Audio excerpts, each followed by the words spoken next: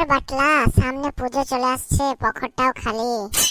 ভাবছি কি করে এবছর পুজোটা কাটাবো রে ভাই।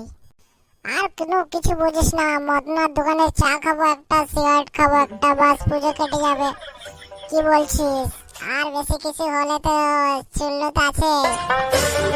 আর বাটলা, আমি সেটা বলছি না রে, সেটা তো কেটে যাবে কোনো রকম করে।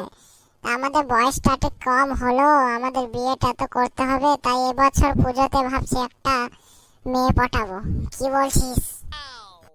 আর ভাই কেলটু, বিয়ের কথা তো আমি ভুলেই গেছি রে ভাই। বয়সটা কম হলো, বাড়ির লোকেও দেখে না, কি করব বল।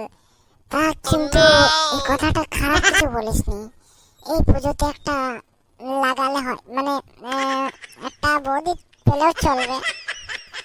আর বাটলা, আমি বিয়ের কথা বলছি, তুই বৌদি পেলেও চলবে। তোর সব সময় লাগাবার ধান্দা। আর কি বলবো বল, মদের বোতল লাগাবি, তোর পন্দে লাগাবি, কি সব ভাবিস উল্টা পাল্টা। আমি বিয়ের কথা ভাবছি রে ভাই, বিয়ের কথা।